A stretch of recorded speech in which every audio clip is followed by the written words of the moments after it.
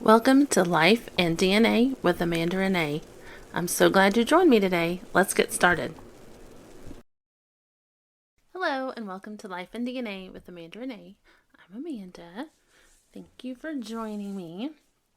If you're watching on YouTube, please hit the like button and subscribe to my channel if you haven't. I'd appreciate it. Thank you. So I didn't get to go into a lot of detail last time when I'm talking about my whole Hashimoto's and thyroid journey because I was sick and I had to hurry up and rush it because I kept coughing. And so sorry about that if you listened last time.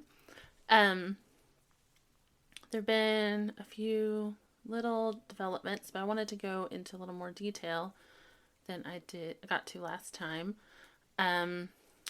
So I have Hashimoto's. I've known that I've had it since about 2019. I discovered that there was a lump on my neck in like 2017. But because of a long story, weird beliefs, and not really going to doctors much back then, I didn't really get a lot of it checked out. And so it took me a couple of years to actually wrap my head around the fact that I needed to go to the doctor and I needed to get on top of this. And so every year I have to have an ultrasound of my thyroid. And the funny thing is the nodules one of them grew a little bit. I actually, because I'm a very visual person, so I measured out what they said that it was and drew a picture for myself. And then my doctor suggested drawing, a healthy one, which I had wanted to do, but hadn't got around to doing. But I did it today. And so the difference between a healthy one and mine really stood out. And one is a lot bigger, that one side is a lot bigger than the other, which I think is normal when you have nodules and stuff like that. So it was interesting to see the difference. I also drew, based on the measurements from last year's, and so I could kind of see they've shrunk a little bit in some ways and grown in others. And the person that did this last ultrasound, they put the volume of the sides of the thyroid, which when I looked back, the last year's they didn't. I didn't go past that one, but I don't remember them measuring that before. And the one that's larger, like the volume of it was weirdly high, and like over twice the volume of what like a whole healthy thyroid is supposed to be, which I find odd. So anyway, the ultrasound from this year, the smaller nodules looked suspicious, I guess. I had never seen them rate the nodules on apparently there's a scale, a TIRAD scale, and a 1 is they know it's fine, everything's okay. 2 is like, watch it. 3 is kind of like watch it, but there's a slight chance it could turn cancerous. A 4 is pretty suspicious, and then a 5 is extremely suspicious. Like an 80 to 95% chance that it could be cancer, at least on everything that I looked up. That's what it said. And one of my smaller ones is a TIRAD 5 and one's a 4. So that freaked me out a little bit. I always knew when you have Hashimoto's, the odds that you could get thyroid cancer are pretty high at some point, but I thought that'll be way far in the future, if ever. But looks like there's a chance for that. The nurse at my doctor's office, though, did say, like, don't freak out. Sometimes they're not. And so they wanted me to try and get in for a biopsy. I had to go through a surgeon at our hospital. That was an interesting appointment. I got in a rush and I messed up. I didn't go to the surgeon that my doctor originally wanted me to. I regret that now. I wish I would have gone through him. But I saw the other guy that's in the office. I assumed since they worked together that maybe they were kind of like-minded, but apparently not. And the doctor I talked to was trying to tell me that, he doesn't agree with that rating, the way they rate those, and he doesn't think that it's a big deal. And he tried to look online to back up his claims to show me that, but couldn't find anything. So I'm thinking maybe he's wrong. And so he did say that he would put in, because I was like pretty adamant I wanted a biopsy. So he put in for one, but he was telling me I don't necessarily think that they'll do it. He wasn't very happy with the radiologist because in the report for my ultrasound, it had said to compare this year's to the images from last year, and that would have been the radiologist's job to do that, not anyone else's, and he didn't do it. He just put that on the report and left it at that. So the surgeon wasn't very happy with that. So he did put in for a biopsy, and they did call me, so apparently they did see a reason to do the biopsy. And I get that in about a week and a half from now. I know it's a normal amount of wait time to get in for something like that. I really wanted to do it sooner rather than later.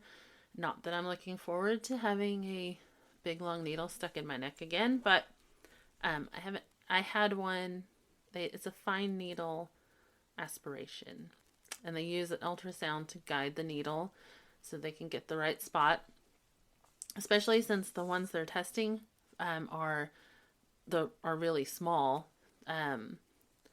They've even shrank a little, but the other characteristics of them make them look very suspicious. So they're going to use an ultrasound and guide the needle. And I've had one of those before back in 2019, and it's not comfortable, but I'm ready to get this one done. I want to see what's going on.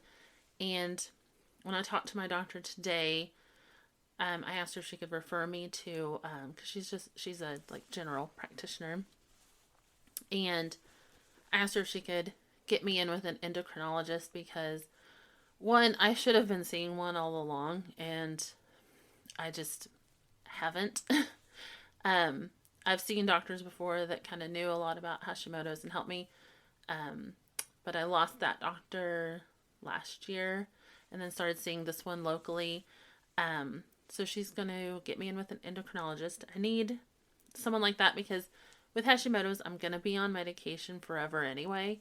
And if I do need surgery, then, if they remove your whole thyroid, you're on medication forever with that too. So I'm not terribly concerned about that because I'm going to be on medicine no matter which way I go.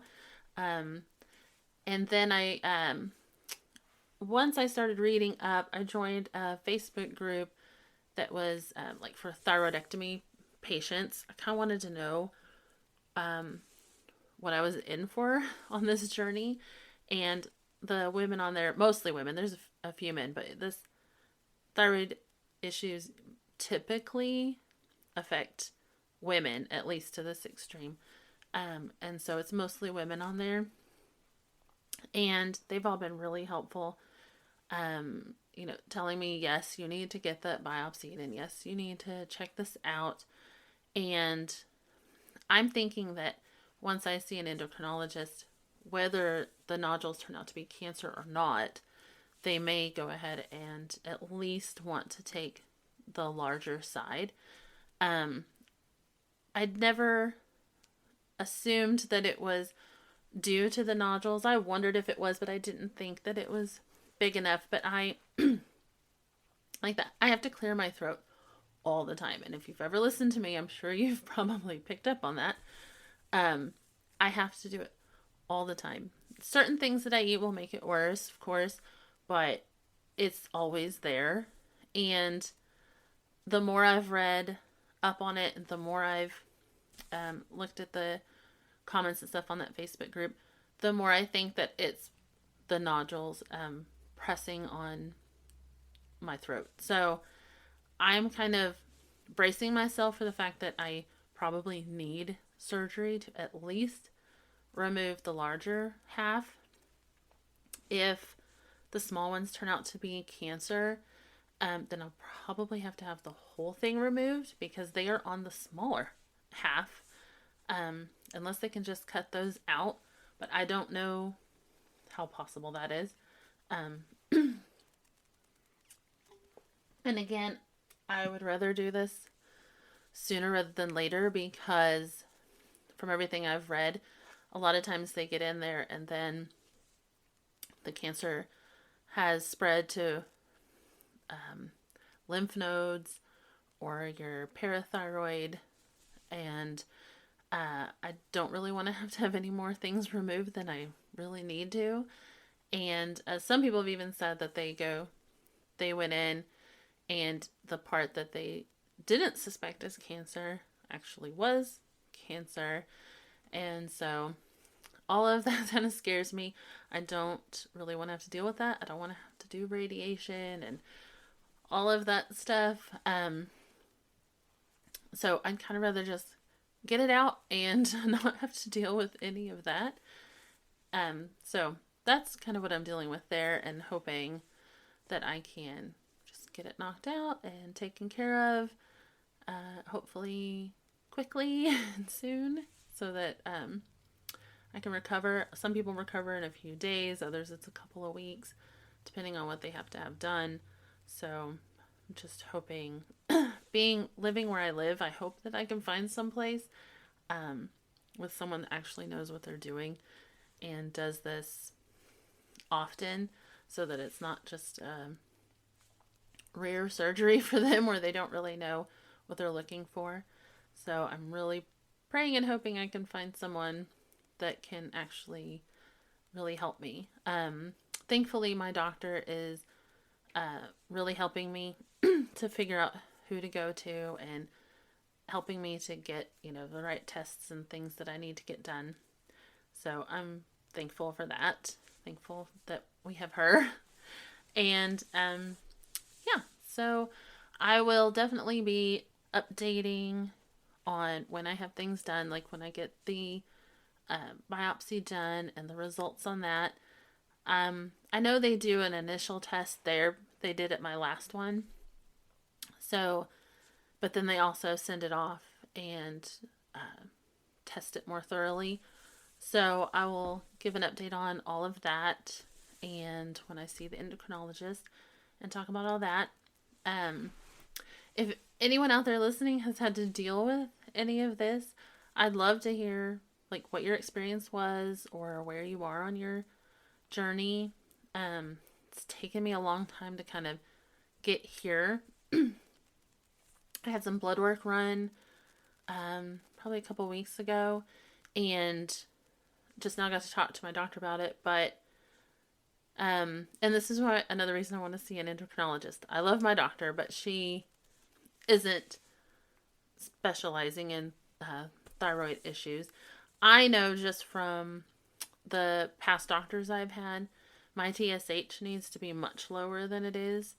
And I don't know why it's as high as it is. It was a 3.54 this time. Just a month ago, it was 1.9 something. So it's going up, which isn't good. And probably explains why I'm a little more tired lately.